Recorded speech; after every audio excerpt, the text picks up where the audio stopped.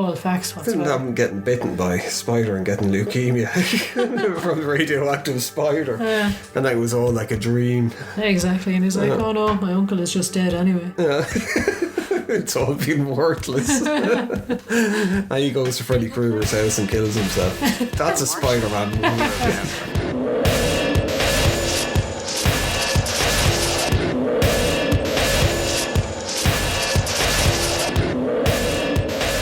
Hello, welcome to Retro Rejects, episode whatever, where we're talking about Nightmare on Elm Street 3, Dream Warriors, and other things around that. So, Welcome. yeah, no. So, would you think it's the best out of the sequels? Well, you know me so well that all of the sequels in a series of films just tend to blend into the one for me. So It I'm makes just no like, sense to it whatsoever. no, exactly. Yeah, but Have you ever? Can you remember seeing any of the Nightmare on Elm Street sequels? I can remember seeing most of them, I think, yeah. But they all just blend together. It's So all just you like got- Freddy killing teens and that's it. Which is why I was wondering why you're like 3 in particular.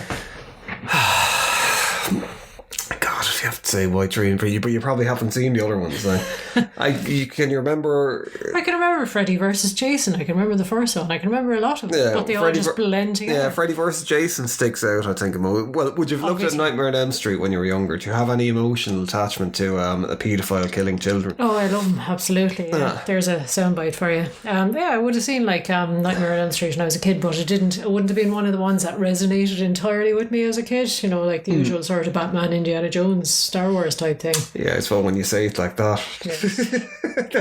Like, what was it? See, this is the whole thing about kind of like we're going to be covering probably an awful lot of 80s horror movies over the course of the podcast, but it's like, what was it in the 80s where people had like, I mean, the whole thing with Nightmare on Elm Street was how it became so popular. Well, I don't know how it became so popular really. Like, I mean, like the first one is an amazing movie, I think. It was made on a small budget, some really unusual fucking shit in that for the time, but at the same point a lot of 80s horror movies at the time had really unusual shit in them. Like, you know, it was a very creative period, but like, I mean, New Line Cinema was a new production or new fucking kind of what's the word for it? Yeah, I suppose production company, yeah. Production company, yeah. And like, I mean, they became known as the house that Freddy built because they made so much money off the first one. Of course, they rushed the sequel.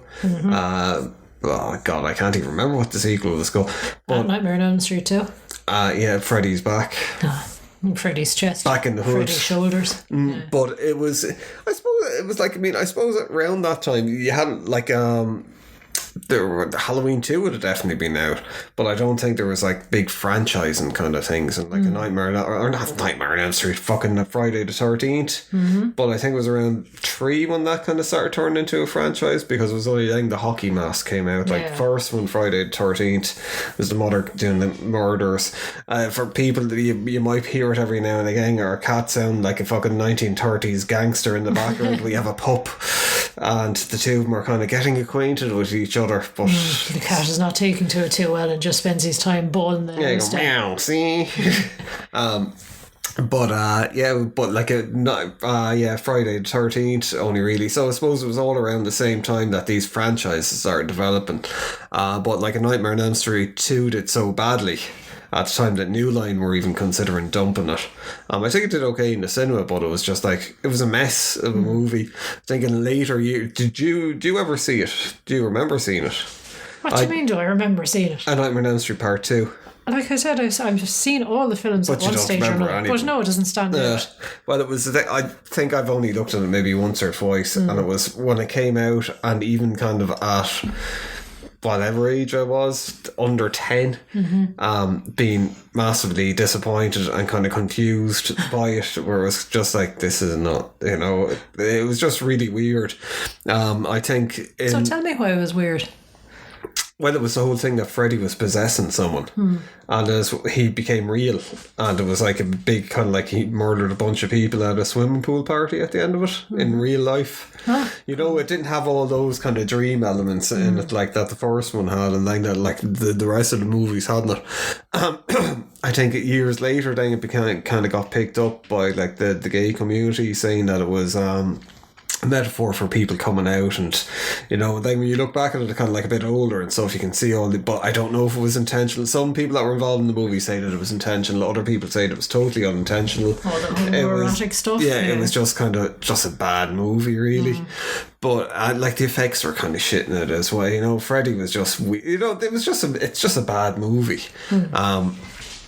I think it's probably been saved by the rest of the series, the whole gay thing, you know, kind of as a movie, like whereas if it does have that subtext to it, and like I mean, if people that were gay at the time kind of like felt it helped them in some way, then that's a good thing, like you know.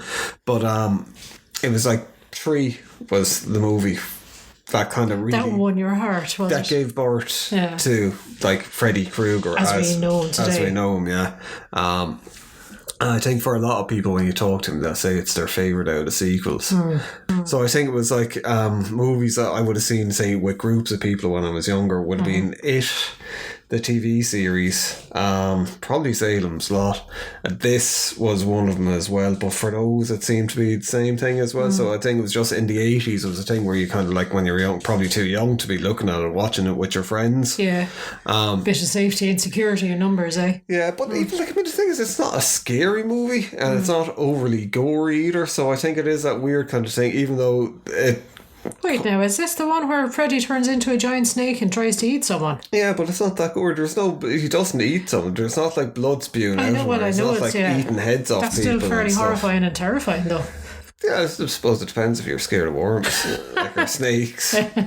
But it was, you know, I think there was just something about that movie that still resonates with people. From that time about it.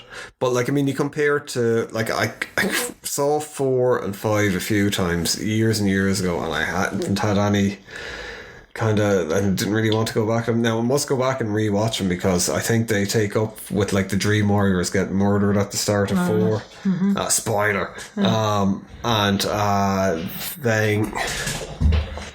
then kind of like, I can't even remember 5. It was something to do with like a child being born, Freddy. It got kind of very soap opera-y, I remember, where it was just like, oh. Yeah. And then 6, I think, was Freddy's Dead. Right. Which was, I think that was the one that finished it off, but I quite liked that one. I have fond memories of that as an actual Nightmare on Elm Street movie, but I think we might have actually went back looking at that a few years ago, and it was kind of like, oh my god, this is, you can see how it kind of killed off the movie.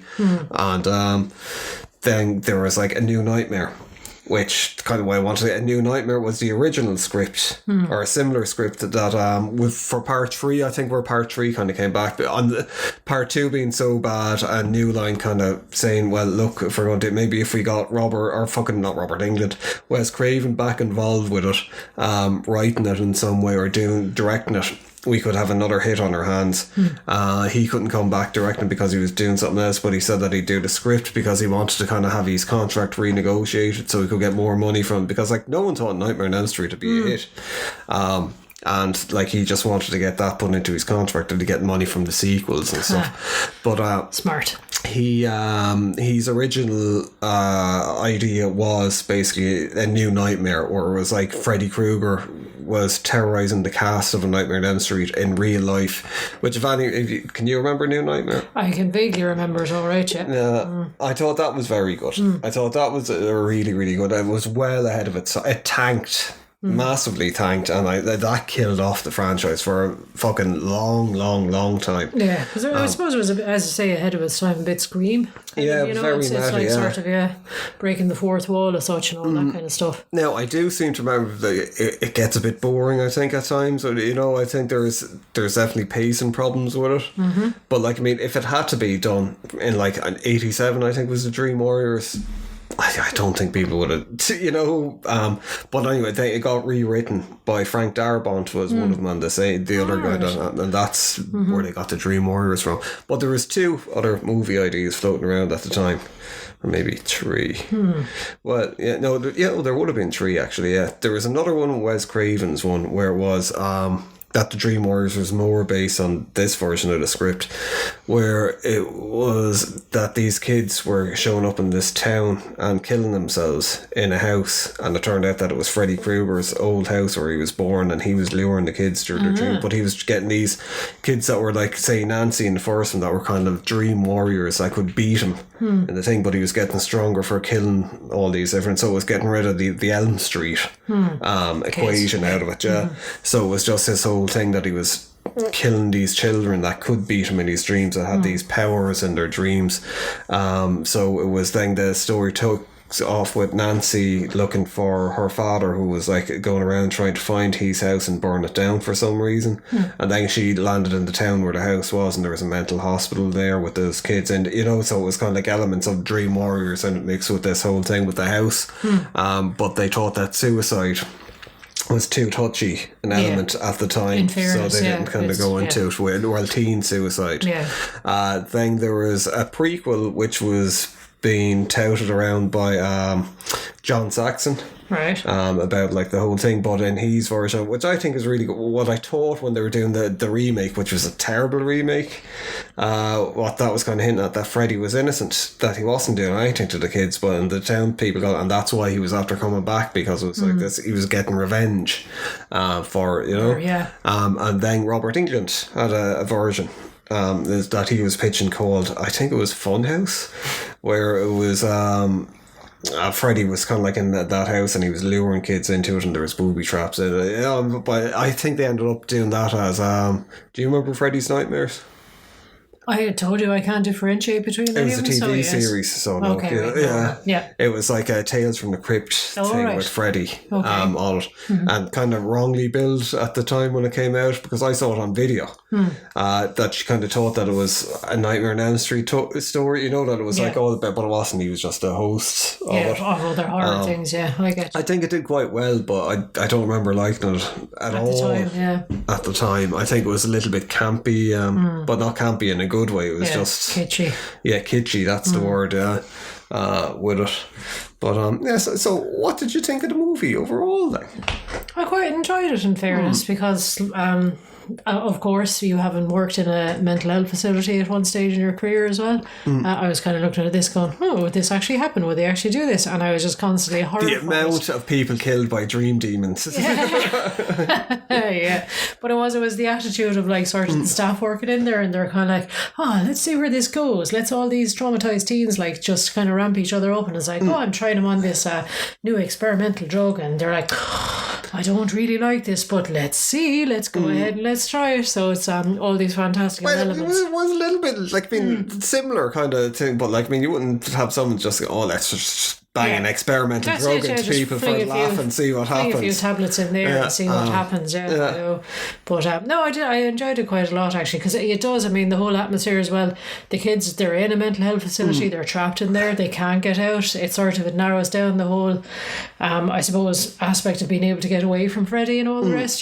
So, but as well, they're wrongly in the mental health facility as well, which is the whole thing, and because they've had the dreams of Freddy before, people are like scoff, that and can't they've been self-harm, like to keep themselves. Well, they don't get into some of the thing why they're like. I mean, Taryn, she's in there because she's got a drug problem. Then there's the other one who was like putting cigarettes out on her hand, kind of to stay to keep herself awake. But they don't get it. It's all around the dreams, all right. That there's like no disturbances in it, and I suppose that's probably when they cut out the whole suicide kind of thing, where you don't really question why they're. You're just like, all right, they're in there, but you don't break down each one why they're all in there.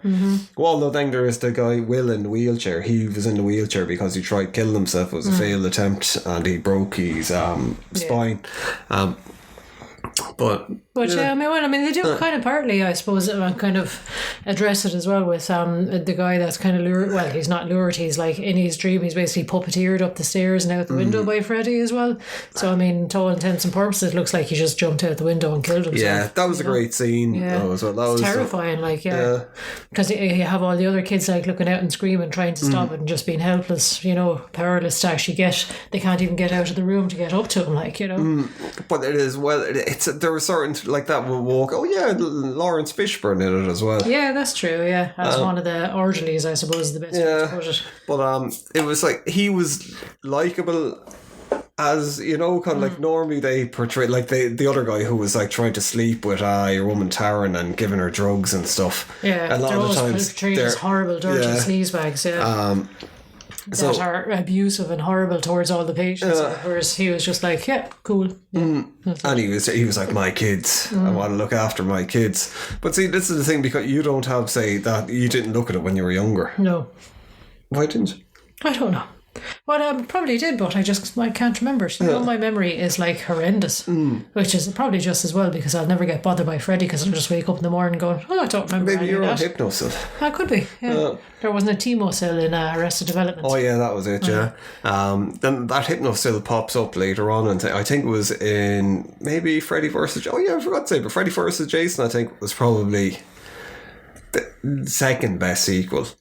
I think it's definitely better than that. I really like that. It was a shame that they didn't do the sequel that they were going to do for. Well, there was 2 sequels they were going to do for that. Whereas Freddy vs. Jason versus Ash, or was Freddy vs. Jason versus Pinhead, which would have been pretty cool. Yeah, indeed. But I suppose Ash would have fitted in with that whole thing, because I think that's what they're going to say, that Jason was a Deadite.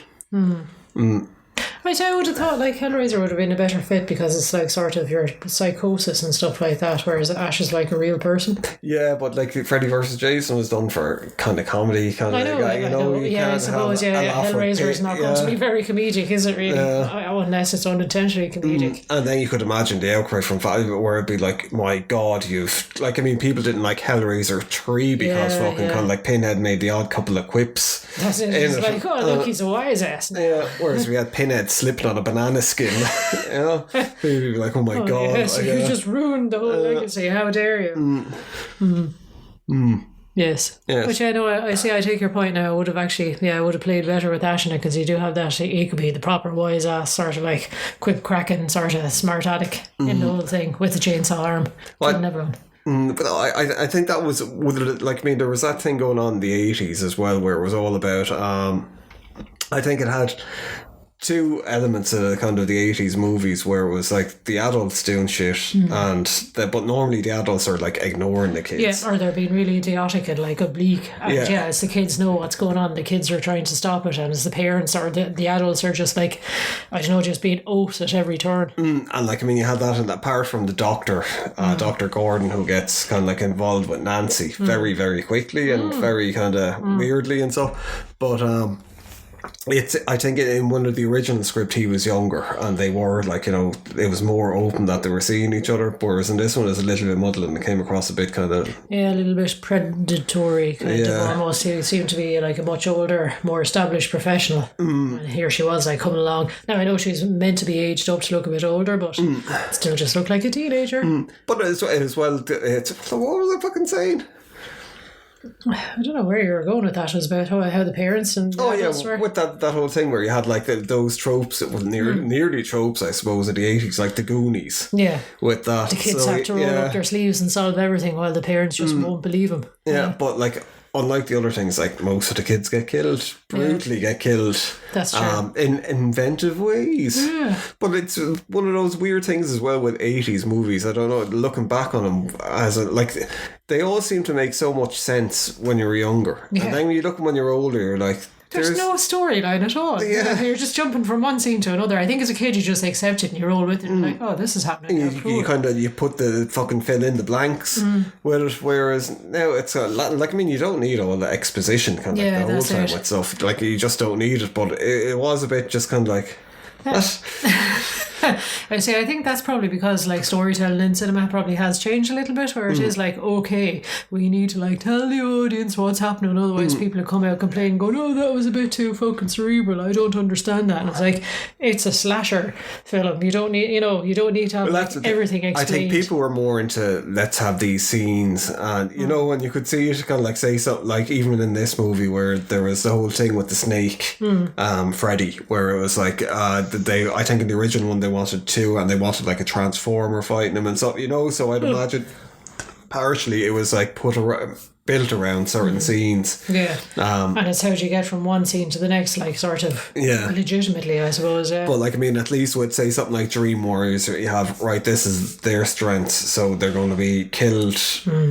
Something to do with their strength, kind of a thing, which is one. It felt like when younger that they had bigger roles to play in it as well. I don't know if, like, I mean, you didn't see, but like it was like, say with Will, I remember in the trailer that was like one of the big selling points of it, where it was like the Dungeons and Dragons thing and showing the magic, and it felt like that was going to be a massive part of it. And then looking at it now, you're kind of like, it's like 30 seconds. Yeah. Oh, but it felt like it was. It just... Oh, sorry, I just spat on you. Well, I thought it was a fly landing. Yeah, you fooled me. Yeah, so that was my dream power. Make your you can turn spits into flies. But it's... I don't know, it was just really weird looking at it. And as well, like Patricia Arquette's role in it as the main character, she's just very limp. I know, it just seems she does a lot of like screaming and crying and stuff. Yeah. Now I know, okay, she's like, fucking horror heroine and all that kind of stuff, but it just seems to be very like, oh, I'm very fragile and frail and I'm just going to cry and snot. And what's your superpowers in your dreams? I'm a gymnast. And you're like, what? Yeah. What? The other guy can fucking shoot lightning out of his hands. Yeah, and it's like, oh, I can do a backflip. Yeah. Yeah. Where it was just, I don't know, it just she felt a bit under, and especially when you see where her career went. Although apparently there were like difficulties on set with the director. He was like, I'd say it was like code for he was probably an asshole, but he was like, apparently it took her 50 takes. It was like, this is her first movie ever. Yeah. And it took 50 takes to get the first bit right, because it kind of went on so long. I think it was like she was waiting around for like 13 hours, and it was like 1 o'clock in the morning. When it was and she just had difficulty remembering her lines, and he was shouting and screaming at her and stuff, which is not the way. Yeah, not really an actor's director then. Yeah. So I think a producer had to get involved at one stage and told your man cut the shit, like simmer down a bit there. And he directed The Mask, which when I saw, and there's a guy. Jim Carrey's The Mask. Yeah, I think they were rocky. Yeah, but it was what there's a guy look at every now and again called Minty's Comedy Movies or something. I can't remember, but he does like top 10 things you didn't know about, and I quite like him, but the one that he did on this was actually quite good. It had some kind of, that was one of the things, although I suppose I could have just IMDb'd the director and went, I did The Mask. That's what he did as well. Yeah. But it's just... I suppose actually going off that, you mentioned as well sort of the Freddy versus Jason versus Ash, there was that other little tidbit of information about Freddy's love. Oh yeah. Showing up in The Evil Dead. Yeah, Evil Dead 2. Yeah, in the, I presume in the tool shed, wasn't it? Yeah. Now what he didn't know about that, he was like, I'd like to think that there was a rivalry between kind of like because they're being shot around the same time. Yeah, and I said like they're kind of what, but it started off with the whole thing with the Evil Dead. Sam Raimi in Evil Dead 1 had the poster for I think it might have been Last House on the Left down in the basement when Ash is in the cabin, kind of like you think that's meant to be the scariest movie, this is the fucking scariest movie. So there was a bit of banter over and back between the two things, like so that would have been why the glove was thrown in there. But like I suppose people would have liked to, they could have, and they still could at some point, connect the things together to say, Freddy existed in this universe, that, exactly, which maybe in the comics, because I know there's a whole comic book world of like Freddy versus Jason versus Ash, and kind of like a Nightmare on Elm Street comics as well, where I think they continue the Dream Warrior kind of story as well. So comics are fucking great for doing that, but they're all really kind of small run or kind of hard to come by, and they didn't really get re-released in graphic novel, which it's just a shame, because Nightbreed comics are very good, although there's a couple of different runs of those, and the Hellraiser comics are excellent as well. But I'm going off on a tangent. You're very off topic there, I suppose. But yeah, no, that's yeah. It'll be interesting to see him kind of getting woven into each other's worlds, I suppose. Because of course you have the sort of, it's the Crocodile Dundee kind of one-upmanship. You know, Jason's got his like fucking knife, and it's like, you call that a knife? Here's a knife, and it's like Freddy with his 5-finger glove full of knives, and then it's like, you call that a weapon? Here's a weapon, and it's a chainsaw. So it'll be. I just think that'll be very good. Yeah. And there's a free idea for anyone who wants to make it. Well, I'm sure there were millions of kind of like, you know, because there was I think, although I don't know, Freddy versus Jason did well. I know a lot of people hated it from reading around on, and a lot of people quite liked it. I would have definitely fallen into the camp of liking it. Yeah, so I think a lot of people hated it because it was like, oh my god, they've ruined 2 franchises in one fell stroke. I think it was the guy, he directed some of the later Child's Play movies. Did it? I can't remember his name. But yeah, I suppose one of the other things as well about like this movie that captured that thing in the 80s, where it's like with the returning final girl and Nancy, that was a big deal at the time. And I suppose this is what I was going to say about Patricia Arquette's character Kirsten in it. When you compare it to Nancy in the first film, and even in this movie, just, you know, you can't see like she was left as kind of being the one that was going to carry the thing, and you kind of go, but she didn't really do anything to kind of to warrant that sort of like that crown being put upon him. Whereas like Nancy really fought, and she was the one that kind of like took away his powers, and kind of like nearly that he got trapped in the house because of Nancy and all that. And then she was, you know, there was a lot. She was a worthy opponent. And even when she does show up in it, when she goes into like Kirsten's main power, I suppose, is pulling people into her dreams, and that's that all the dream warriors can be together. So I suppose it's a bit kind of like unfair to our only powers. Yeah, that's it. Yeah, she can pull everyone together to actually do battle against him, I suppose. But still, I sound like I'm shitting on. No, I think she was very good. And especially, like, I mean, it is my favourite Elm Street movie, but like it's not without its flaws, as most things. Most films, most things in life in general. I think, yes. But part of the whole thing as well, where it's like nearly following kind of the rules, the sequel rules, the unwritten sequel rules, was where if you have the final girl coming back, or the hero from the last movie, they have to get killed off. Make way for the next one. Yeah, which happens with Nancy getting. And it's, it was only, I was reading about it and I never put 2 and 2 together. I thought it was like a little thing to say, you know, at the end, after Nancy's funeral, the doctor, he has the house that Kirsten made up. That was like the original house in Nightmare on Elm Street, and the light comes on it. What did you interpret that as? I don't know, maybe that was like returning to the house. What?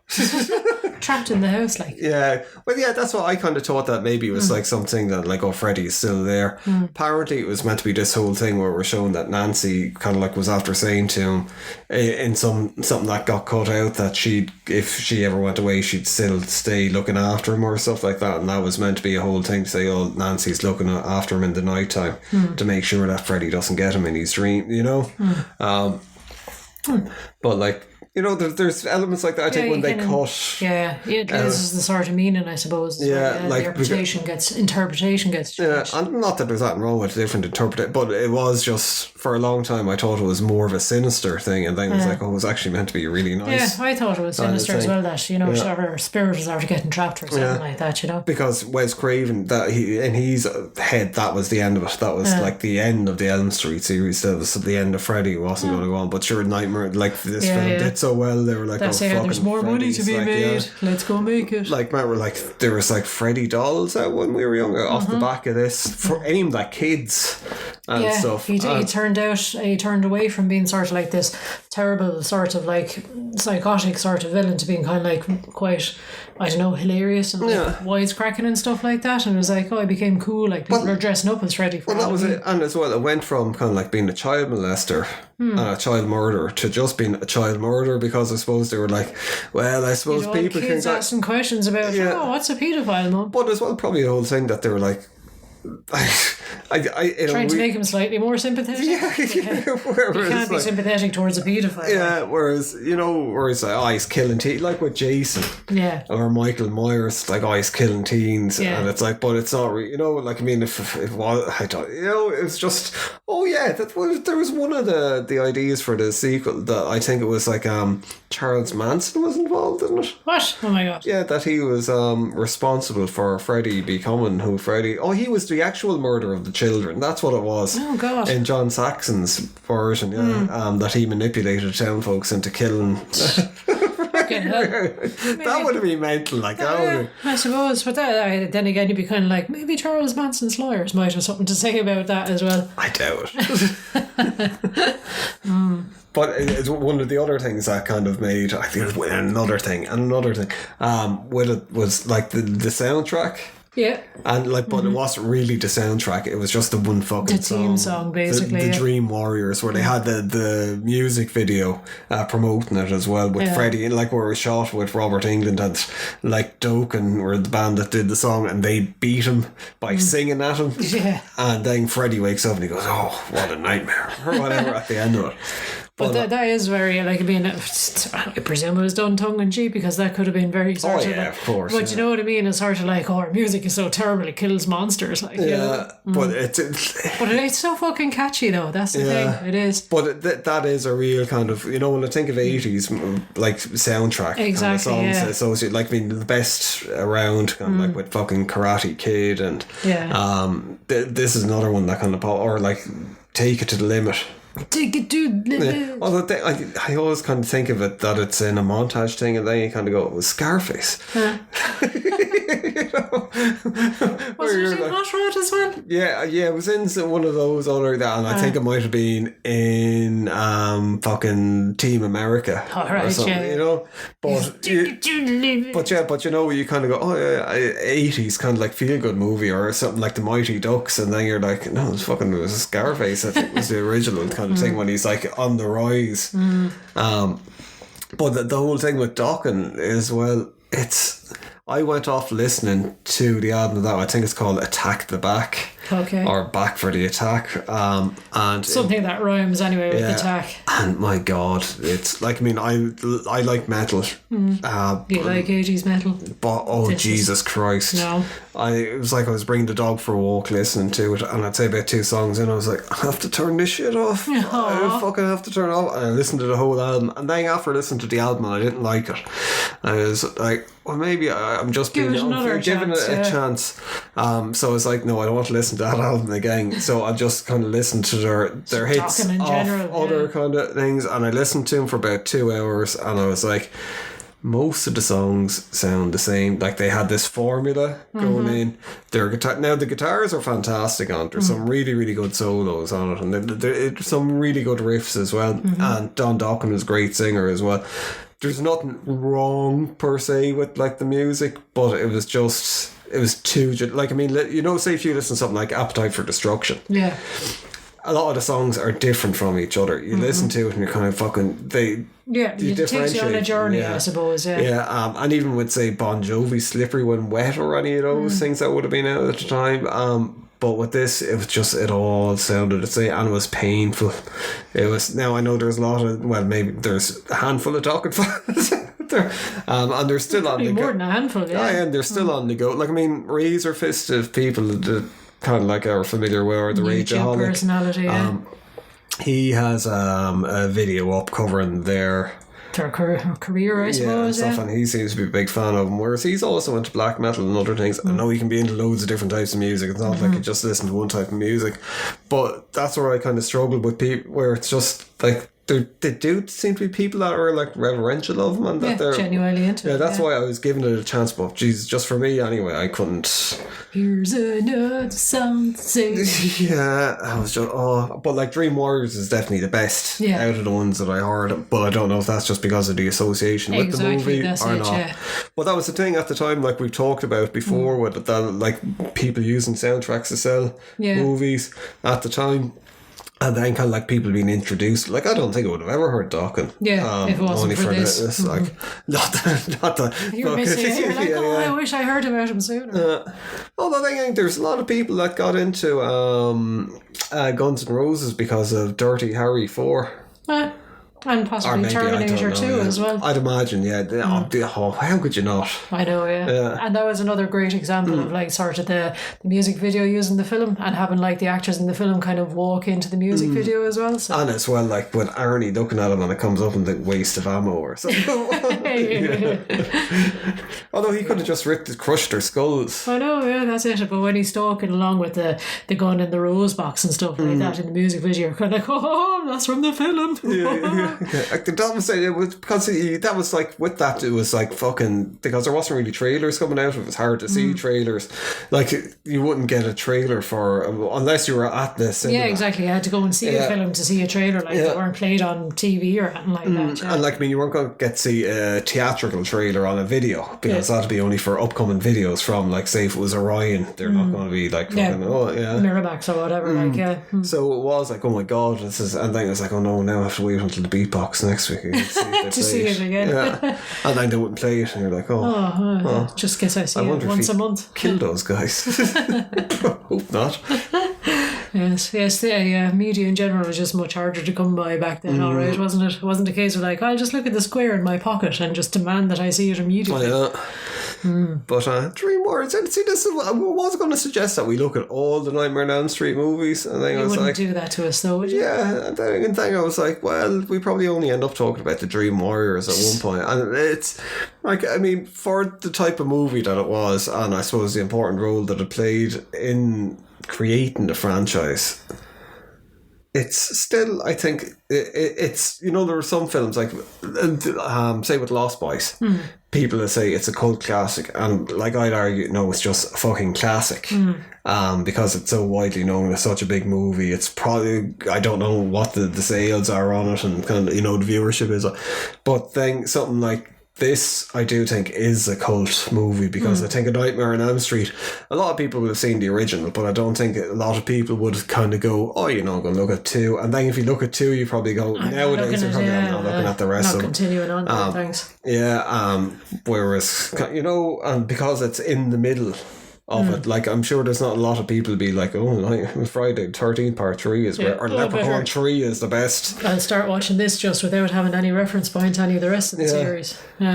Whereas I think you could, that's the weird thing with this as well, if you weren't after looking at part 1, like, I mean, it's a self-contained movie. That's what I mean. Right, like, it is, you can actually do that. Whereas if you saw it coming up, say, on TV of a Friday night, you wouldn't be kind of like, oh, I'll watch this because we're kind of going, oh, I've missed out on 1 and 2. I probably wouldn't have a clue what's going on. Yeah. You know? But they do kind of explain the events rather well, and it doesn't feel like it's like, oh god, I know, here comes the exposition, or they didn't have a flashback at the start of it, or you know, some kind of a thing where it was just when Nancy came in and she was talking to the kids inside, and she was like, oh, that's Freddy Krueger who you're dreaming of, he's fucking did this, and our parents killed me, or the last of the Elm Street kids. It's like, that's there you go, bang. Wrapped that's up. Like really good. You don't need to really know much more about it.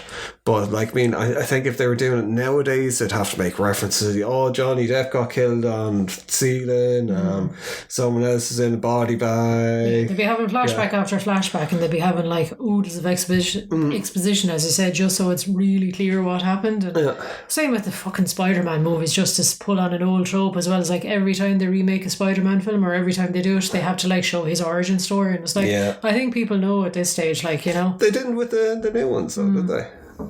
I don't know. I can't remember. I know, my brain just does not recall facts whatsoever. Didn't have him getting bitten by a spider and getting leukemia from a radioactive spider. And that was all like a dream. Exactly. And he's like, oh no, my uncle is just dead anyway. It's all been worthless. And he goes to Freddy Krueger's house and kills himself. That's a Spider-Man movie. The sequel that they're too scared to make. Yeah, exactly, Fuck's sake.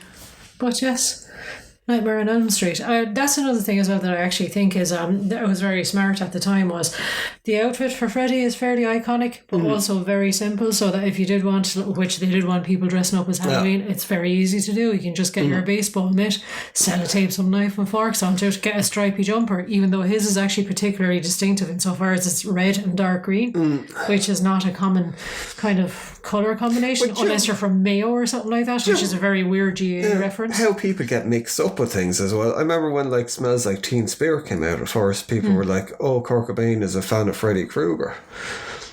Because maybe had the stripy jumper, but you know, people are getting the colours mixed up, and they were like, bizarre. And then there was like rumours going around that Kurt Cobain was a child murderer and a paedophile that like used to invade people's dreams. And he'd advertise it by, look, I'm wearing the stripy jumper, which is the uniform for paedophiles now. But I think it was a great kind of a, easy kind of outfit for Halloween. Throw on a hat, baseball glove, stripy jumper. And if you weren't feeling it as Freddy Krueger, you could go as Indiana Jones. With the stripy jumper. Yeah, with the glove. With the fucking hat. The fedora. I know, but I was kind of like, what? He doesn't wear jumpers or baseball gloves.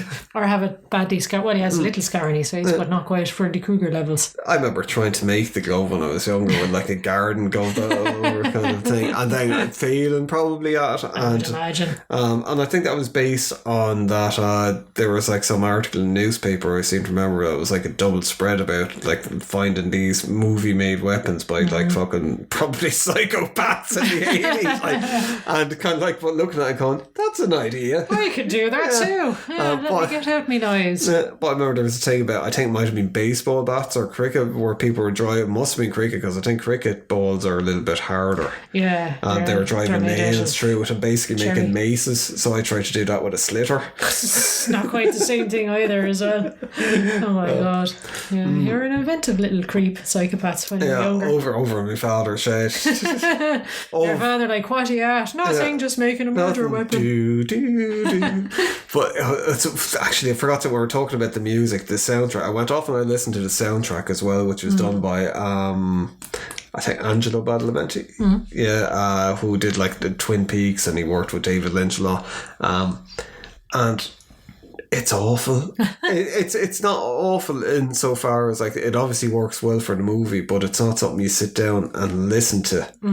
It's so fucking weird. It's quite obviously done where he's like looking at the screen, saying, all right, this is happening, so it's like specifically for the movie in certain parts, certain beats. But it's like quite painful to listen to on its own. Well, I suppose it's most horror movie music is probably not meant to be sat down and go, oh, now for the soothing sounds of people screaming and like fucking knives getting stabbed into bodies. Just, it's like very experimental, I think. It's very, but that's what I mean. It's meant to be jarring. You should make some soundtracks. Yeah, but it's like you're nearly like your man at a police academy. I know, yeah. Tackleberry. But yes. Because I can't do the machine gun kind of thing.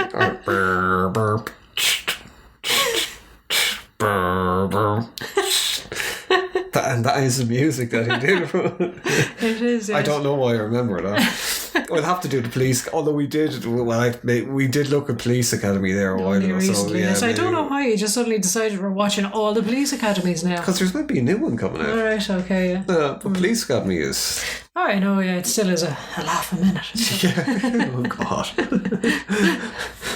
Well, I suppose it says something that, like, fucking, all the catchphrases and all the rest. How many years ago did all of them come out? And, like, I'm still like, move it, move it, move it. Yeah, but there's not many real catchphrases. There are kind of like many, many, many catchphrases. I suppose. Citizens on patrol. Yeah, COP. But, yeah, I suppose I can't really think about it. There's no point dragging the arse out of it. No, exactly. When you're talking about Police Academy in the middle of a Nightmare on Elm Street podcast, maybe it's time to just wrap it up and get back to Nightmare on Elm Street. Yeah, like there's loads of facts could be dumping on you. Yeah, but exactly. One thing we'll say, if people are interested in, say, kind of like, learning more about Nightmare, there's a documentary series called Never Sleep Again. It was like fucking 4-hour documentary about everything. probably not up as far as the remake, which was awful. Can you even remember the remake? Not really, no. It had the guy that played Rorschach. Oh, right. Oh, yeah, I did actually. Yeah, I do remember it now. Yeah. In it, and he kind of looked... I don't know, the makeup was just really bad. It was just... Acne scars or something? I don't know. Oh, no, he looked kind of like... remember that doll that was on like the cover of Corn issues? Oh, yeah. A little bit, that kind of thing where it's just like a little bit harmless, Yeah. But they were going for, I suppose, with that kind of like maybe he's innocent, which I think they should have went with. They should have just totally went off and and no, maybe he the is parents innocent. are the monsters. Yeah. And then you could be rooting for him, kind of going, he's killing these innocent children. Wait, you go get them. Kind of like you prove them wrong. Exactly, for you're them not calling you a child murderer. murderer. Yeah, they're teenagers now. They're not children anymore. A teenager murderer. That's it. But I suppose you never actually mentioned the actual iconic 1, 2, Freddy's coming for you. What about it? It's just how pervasive it is. Like, that's the thing. Like, I mean, you've just heard me say how bad my memory is in general in life and all the rest. I don't remember people's birthdays. I don't remember things I need to do at work. But somehow I can remember all the fucking lines to that song, which is very annoying. That's very disturbing as well. Maybe there is kind of a thing that you have to... Maybe I'm a dream warrior. But as well, when you think about that, why were they singing that song? I know. Like, I mean, all right, in the first one, it was this thing where it was like, it nearly kind of, it was the kids that were after being murdered by Freddy Krueger that they were singing, and that they were somehow kind of like held... Yeah, and trying to warn others maybe nearly with that he had their souls, but then it was... in later films, it was like kids were singing it, and then I suppose when they were singing it, it was like, all right, that they've had the same dreams, but I don't know what the purpose of it was. I say, could have to turn it into a chant like Bloody Mary, I suppose, as well, so people kind of like, oh, well, I sing the whole song, maybe Freddie will come and start stalking me in my dreams then. Well, they maybe should. I think there might have been a thing like with Candyman as well that they were going to do. Yeah, that's it, I know, which would be quite interesting, although thematically, I think the two of them were very, very... They're quite similar, all right, but very, very different. Very different, very different, Or I couldn't picture them getting on. No, probably not, no. I think Candyman would just look at him and just like, I'm an artist. You're just a janitor. What? Very classist of you. But what I was going to say, it's Never Sleep Again, the documentary. It's on YouTube. I don't know if it's legally on YouTube, but I remember we saw it when it came out on Shudder, maybe. Yeah. I think Shudder might have produced it, or it might have been the people that did that at Fright Night documentary, which was excellent as well. But it's like 4 hours long, 4.5 hours long. Strap in, motherfucker. But it doesn't feel like it. Yeah. Like, it's very, very funny. It's done well. It seems to be very, very honest.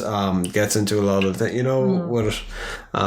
Lots of interviews with the cast as well. Yeah, it's just really, really, really, really, really good. I think Robert Englund is excellent when he's being interviewed because he's a bit of a kind of theatre lovey. He is a bit, yeah, exactly. And he kind of hams everything up quite immensely, doesn't he? He's very kind entertaining. Of like old Hollywood. Like, he's a great storyteller, but when he's talking about you can nearly picture kind of like, say, maybe actors in the 80s that were around the 50s talking like that. I was like, when I met Humphrey Bogart, and I just said to him, Humphrey, stop defecating in my suitcase.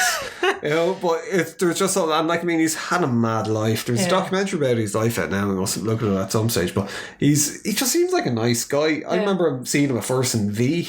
Oh yeah, he was like the friendly alien in it. And then seeing him in Nightmare on Elm Street. You're like, oh God. Yikes. But yeah, it's a great documentary. He's very witty, as most of the cast. Hugh Gallagher as well, who was in fucking a ton of movies. But Return of the Living Dead, most people might remember him as Frank. Was it Frank? I don't know. I think it was Frank. You're asking me in my memory. My memory is going to shit now as well lately. Getting old. Yeah. Remember the time would have had like encyclopedic memories about fucking movies and stuff. They're like, hey, it's that guy that was in the other thing. Do you know the one? Yeah. So that's why kind of like this show hopefully won't be like too much about the facts, and if we might tweak your interest to kind of go back and look at a movie that you looked at before and kind of went, why don't I watch that again? Because I have 2 hours to spare. Yeah, it's not 2 hours, it's like 87 minutes. So it shouldn't be fact based. 87 minutes. That's very specific. How long it is. I think it might be 109. That's a lot of time. Oh, and like we forgot loads of things about kind of like the introduction, like the backstory of Freddy actually, where it was like his mother was like the ghost nun that was popping up in it, Amanda Kruger, and like no one questioned it. It was like oh yeah, there it is now. But she seemed to be materialistic, so like that opens up the whole kind of thing. Why was she a nun? Is she meant to take a vow of poverty then? But she was material being. I see. Yeah, very good. She was going around with fucking gold grills. But fucking the whole thing with her getting like raped by all the mental patients, where like Freddy was the product of 100. The bastard of 100 maniacs. Where it's kind of like, I don't think even at that stage like the term bastard for a kind of a child born out of wedlock was really accepted. And that is kind of horrifying as well. Like this poor woman, like, and it's like, oh, she just got raped by them. And it's like, how did she stay alive? That sounds horrible and terrifying, shocking. But you have that whole aspect thing as well, where it was, this was fucking circle back just before we finish up, circling back around. I was saying at the start, where you had the whole thing with the teenagers going off doing things, but normally what you had was the teenagers, like in Lost Boys or Monster Squad, they go off and they handle the shit. In this, they don't really. They just they get sucked into Freddy's lair and they get like killed. And they kind of put up a bit of a fight, but it's the adults that actually solve the shit. So it's like the dad from the first one, and they do kind of like the Lost Boys thing, where they go off and they get the crucifix and the holy water and all that, rob it out of the church, and then they put Freddy's soul to rest with it. But I love that Ray Harryhausen kind of bit in it, where the skeleton Freddy at the end. I always thought it was kind of funny as well, because after he knocks one of them down into the grave, he just kind of puts a couple of shovels of dirt on him. That's enough, that's done. I'm not a manual labour. Let somebody else do that. And he did this kind of thing where you go rawr, rawr, where it's nearly like, say Kong. Oh, right, He's, as in King Kong, in case you get Donkey Kong confused. Donkey Kong does that as well, doesn't he? He does a bit. He crushes Mario's skull in with a fucking barrel. Exactly. Like, fists in the air. And Peach is there screaming as he devours her. Oh my god. That would be a horror movie. It could actually. Well, the whole of Mario is just like, it is a horror universe, really. I mean, plants that fucking set you on fire and stuff. What the fuck? Like? Yeah, or if you eat the right mushroom, you'll kind of. Exactly, yeah. Or all these ghosts in general are bombs. Like everything is just. Are the ghosts bad guys or the good guys? Oh, I think they're bad, yeah. Alright, so there's no good ghosts. So when you die, you become something evil. Horrible, yeah. In Mario Land, right. I see. Well, Jess, I suppose, thank you for listening. If you liked our show, thanks. And we will see you again next week for more shenanigans.